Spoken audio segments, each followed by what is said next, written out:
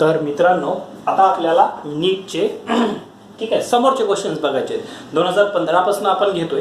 15 आणि 16चे मी अपलोड केले. 17, 18, 19 ठीक आहे ना, हे 3 न्यूमरिकल याच्यामध्ये कंप्लीट करायचे आहेत. आणि याच्यानंतर आपल्याला आपला नेक्स्ट म्हणजे 2 नंबरचा chapter mechanical properties of fluid चालू करायचा आहे. ठीक आहे, याला तर आता ठीक आहे व्यवस्थित एकदा बघूयात की आपल्या नॉलेजनुसार ठीक आहे स्टेट बोर्डमध्ये आम्ही जेवढं शिकलो त्याच्यावरती याला टॅकल करता येतं का, याला सॉल्व्ह करता येईल का आपल्याला, थोडंसं बघूया. बघा 2017चा क्वेश्चन्स काय म्हणतो, particle execute SHM with amplitude ठीक आहे 3 सेंटीमीटर अँप्लिट्यूड दिला पहिल्या स्टेटमेंटमध्ये. किती दिला? 3 centimetre. When particle is at 2 centimetre from the mean position magnitude of velocity is equal to magnitude of acceleration. ठीक आहे, म्हणजे बघा मी डाटा मांडतो. ए किती दिला हो सर? 3 सेंटीमीटर. एक्स किती दिलं? 2 सेंटीमीटर. पण या एक्सच्या व्हॅल्यूसाठी ते काय म्हणतात की वेलोसिटीची मॅग्निट्यूड आणि ॲक्सेलरेशनची magnitude equal. Then time period is what. ठीक आहे, टाइम पिरियडच विचारलं. बरं, मग आता वेलोसिटीचं इक्वेशन आम्हाला माहिती आहे omega under root a square minus x square is equal to, याचं माहिती आहे ओमेगा स्क्वेअर एक्स. ठीक आहे, याची मॅग्निट्यूडच्या फॉर्म मधले इक्वेशन यूज करण्यासाठी मला मायनस काढून टाकावं लागेल आणि इथं प्लस मायनस निघून जाईल. मॅग्निट्यूड घे म्हणतात ते. बरं, 1 ओमेगा तर सरळ सरळ कॅन्सल होईल. मग आता काय राहील? ठीक आहे, a square minus x square is equal to, इथे मला ओमेगा एक्स ब्रॅकेट स्क्वेअर म्हणावं लागेल. बरोबर आहे की नाही? मी एका स्टेपमध्ये हा रूट आणि इकडं स्क्वेअरिंग केला. ठीक आहे, मी ओमेगा ओमेगा कॅन्सल केलं म्हणजे हा इकडं रूटवाला टर्म राहिला आणि इथे ओमेगा एक्स राहिलं, तर ओमेगा एक्सचा स्क्वेअर. ठीक आहे, मग आता अँप्लिट्यूडची व्हॅल्यू आहे 3 म्हणजे 9. आणि बघा सेंटीमीटर सेंटीमीटर असल्यामुळे मी कन्वर्ट करत नाहीये. मायनस एक्सचा स्क्वेअर म्हणजे 4 इज इक्वल टू ओमेगाचा स्क्वेअर इंटू एक्सचा अगेन स्क्वेअर म्हणजे 4.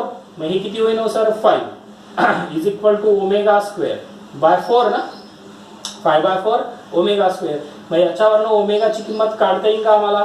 काढता येईल. Omega is equal to under root 5/4. मग टाइम पिरियडचा काय फॉर्म्युला असतो?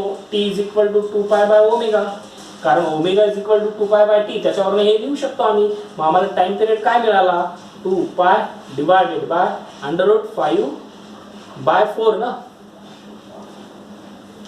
ठीक आहे, तर या रूट 4 ला काय रूट 4 ठीक आहे, रूट 4चं स्क्वेअर रूट किती निघेल? 2 निघेल म्हणजे वरती 2 जाईल.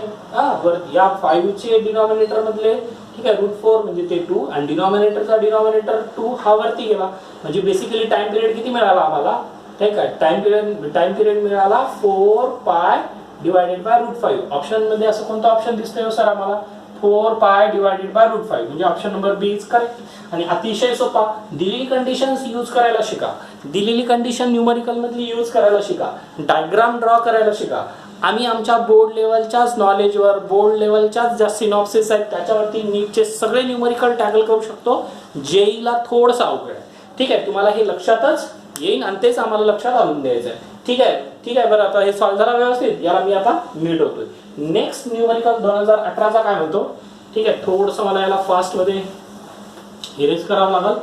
ठीक आहे, 2018 मधला न्यूमरिकल काय म्हणतो बघा की particle is hung from a ठीक आहे हाय बिल्डिंग. आता काय या 2018च्या न्यूमरिकल मध्ये ना मी थोडंसं पहिलं स्टेटमेंट ठीक आहे मी काय म्हणतो व्यवस्थित लक्षात आहे का? 2018चा हा जो मी न्यूमरिकल लिहिला ना याच्यामध्ये फर्स्ट स्टेटमेंट ठीक आहे खूप मोठं होतं. मी त्याला थोडंसं कॉम्प्रेस करून लिहिलं. ठीक आहे, काही असा मिनिंग त्याच्यामध्ये नव्हता. ठीक आहे, रिअल स्टेटमेंट काय होतं बघा की a particle is hung from sufficient roof of the sufficiently high tall building आणि विच इज परफॉर्मिंग एसएचएम. तर मी सिम्पली काय म्हटलं की particle is hung from high building and performing SHM. ठीक आहे, पहिल्या वाक्याला थोडंसं कॉम्प्रेस करून लिहिलं. The acceleration of bob of pendulum is ठीक आहे given and at a distance of ठीक आहे 5 centimetre from mean position. Again time पिरियडच विचारला म्हणजे टाइम पिरियडवरचे न्यूमरिकल अतिशय महत्वाचे राहतात सर. मग ते जेई असो ठीक आहे नीट असो इव्हन बोर्ड सीईटी सुद्धा असो. ऑसिलेशन चॅप्टरवर period time period capital T वर जास्तीत जास्त न्यूमरिकल बघायला मिळतील तुम्हाला क्वेश्चन पेपरमध्ये. ठीक आहे, मग आता टाइम पिरियड टी काढायचा आणि डाटा काय काय दिला आम्हाला? ॲक्सेलरेशन दिलं 20 मीटर पर सेकंड स्क्वेअर आणि एक्सची व्हॅल्यू काय दिली? 5 मीटर. ठीक आहे, मग आम्हाला माहिती आहे acceleration is equal to minus of omega square x. बरोबर आहे की नाही? ठीक आहे, तर मायनसला आपण मॅग्निट्यूडच्या फॉर्म मध्ये कन्सिडर करत नाही. ॲक्सेलरेशनची व्हॅल्यू आहे 20 is equal to omega square. ठीक आहे, इंटू एक्स किती आहे? 5. ठीक. मग आता हे 5 4 जा 20 म्हणजे omega square is equal to आलं 4. इथं मायनस आलं असतं तरी ओमेगा इज इक्वल टू 2. ठीक आहे, एवढं उत्तर आलं आपल्याला. ओमेगाची व्हॅल्यू एवढी मिळाली. आता टाइम पिरियड ओमेगावरनं मिळणं म्हणजे फारच सोपं झालं. 2 पाय बाय ओमेगा ना, तर ओमेगाची व्हॅल्यू 2 आली. सो हे 2 2 कॅन्सल होऊन जातील म्हणजे 2 pi divided by 2. Time period is equal to pi second. बघा किती सोपा प्रॉब्लेम झाला. तर आम्हाला थोडीशी प्रॅक्टिस करावं लागेल. तुम्ही या कंडिशन यूज करायला शिकावं. या अशा कंडिशन्स यूज करायला याच्या आधीच्याही प्रॉब्लेममध्ये किंवा जेईच्या न्यूमरिकलमध्ये बोला, आम्हाला जर प्रॉब्लेममध्ये दिलेली कंडिशन ही डायग्रामॅटिकली मांडता आली, कंडिशन यूज करता आला की मग मात्र आम्ही ठीक आहे बऱ्यापैकी ठीक आहे क्वेश्चन्सला अटेम्प्ट करू शकतो. ठीक आहे बरं. मग आता हा पण व्यवस्थित लिहून घ्यायचा. मी नेक्स्ट 2019 म्हणजे ठीक आहे लास्ट इयर ठीक आहे चा क्वेश्चन आता घेतोय. ठीक आहे, याला आता मी मिटवतोय. बघा 2019 मधला क्वेश्चन काय म्हणतोय की the displacement of particle performing SHM is given bye. ठीक आहे, तर हे डिस्प्लेसमेंटचं इक्वेशन दिलेलं आहे बघायला. ठीक आहे, एवढं मोठं इक्वेशन आहे. काय आहे ते y is equal to a naught plus a sine omega t plus b cos of omega t असं दिलेलं आहे equation. Then the amplitude of its oscillation is given by आणि खाली ऑप्शन दिले. म्हणजे हे y इज इक्वल टू काहीतरी equation आहे आणि याचा या इक्वेशनचा आपल्याला अँप्लिट्यूड काढायचा आहे. बरं, मग आता बघा तुम्हाला या ठीक आहे इक्वेशन मध्ये ना ठीक आहे 2-3 टर्म दिसतात बरोबर आहे की नाही. y is equal to a naught plus a sine omega t plus b cos omega t. ठीक आहे, तर हा a नॉट तर कॉन्स्टंट झाला ना. आम्हाला माहिती आहे साइन आणि कॉस हे हार्मोनिक फंक्शन्स असतात आणि मग ते हार्मोनिक फंक्शन्स आहेत म्हणजे साइन आणि कॉस हे जे इक्वेशन्स आहेत हेच सिंपल हार्मोनिक मोशन्स करणार आहेत.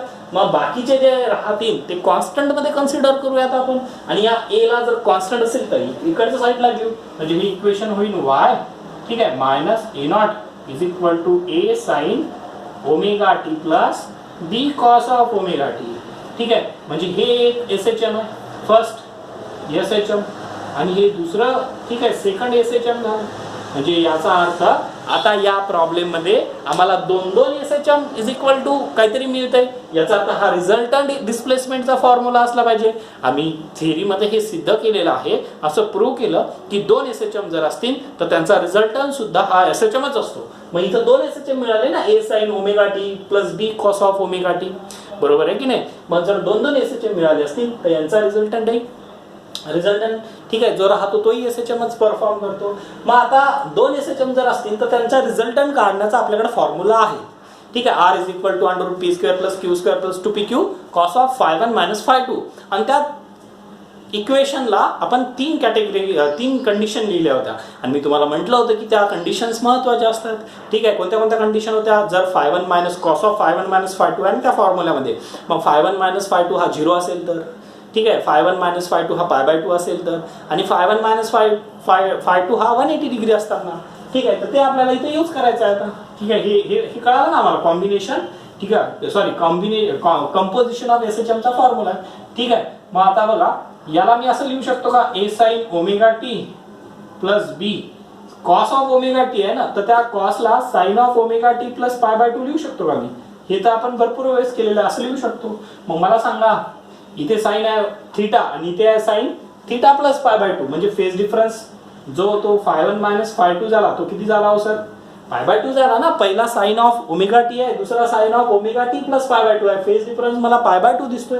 मग साइन ऑफ फेज डिफरन्स π/2 असताना जो रिझल्टंट अँप्लिट्यूड होता r त्याचं इक्वेशन काय होतं under root p square plus q square.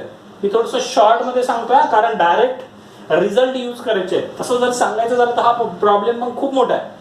ठीक आहे, मी थोडेसे स्टँडर्ड रिझल्ट जे मी शिकवलेले आहेत त्यांना यूज करतोय. हा r चा फॉर्म्युला आहे या फेज डिफरन्स साठी. जरा नोटबुक उघडून बघा तुम्हाला दिसेल. मग याला जर मी यूज केलं तर रिझल्टंट अँप्लिट्यूड r म्हणजे काय असतो रिझल्टंट अँप्लिट्यूड ठीक आहे is equal to r is equal to p च्या ठिकाणी आम्हाला a ला यूज करावं लागेल फर्स्टचा अँप्लिट्यूड ना. p म्हणजे काय फर्स्ट जे SHM असतं त्याचा अँप्लिट्यूड तर a स्क्वेअर म्हणाला आणि q च्या ठिकाणी मला b ठेवावं लागेल प्लस b स्क्वेअर. तर मला वाटतं हे रिझल्टंट अँप्लिट्यूड असते आणि न्यूमरिकल मध्ये आम्हाला तेच विचारलं अँप्लिट्यूड ऑफ ऑसिलेशन. मग येतं ते रूट मध्ये a square plus b square म्हणजे option number b is correct. अशा पद्धतीनं आता हे व्यवस्थित जेईचे आणि नीटचे ठीक आहे, प्रॉब्लेम्स बघितल्यानंतर ठीक आहे वारंवार तुम्ही थोडंसं रिवाइज करून करून बघितल्यानंतर तुम्हाला असं लक्षात येईल की JEE क्वेश्चन थोडेसे चॅलेंजिंग आहेत, मग त्याला आम्हाला वेगळी प्रॅक्टिस हे करावं लागेल ना, ठीक आहे. पण नीटचे क्वेश्चन मात्र तुम्हाला तुमच्या लेवलला टॅकल करता येतात, आरामात टॅकल करता येतात, ठीक आहे. पण त्याच्यासाठी जे शिकवली ती थेरी, सिनॉप्सिस, थेरीच्या बेसवरच्या सिनॉप्सिस आणि न्यूमरिकल हे मात्र एकदम परफेक्ट पाहिजे, मग मात्र हे सगळं सोपं आहे, ठीक आहे. आता याच्यानंतर आपण सेकंड चॅप्टर चालू करणार आहोत. व्यवस्थित हे आजच्या आजच कम्प्लीट, ठीक आहे, करा, यांना व्यवस्थित नोट डाऊन करून घ्या. Thank you very much.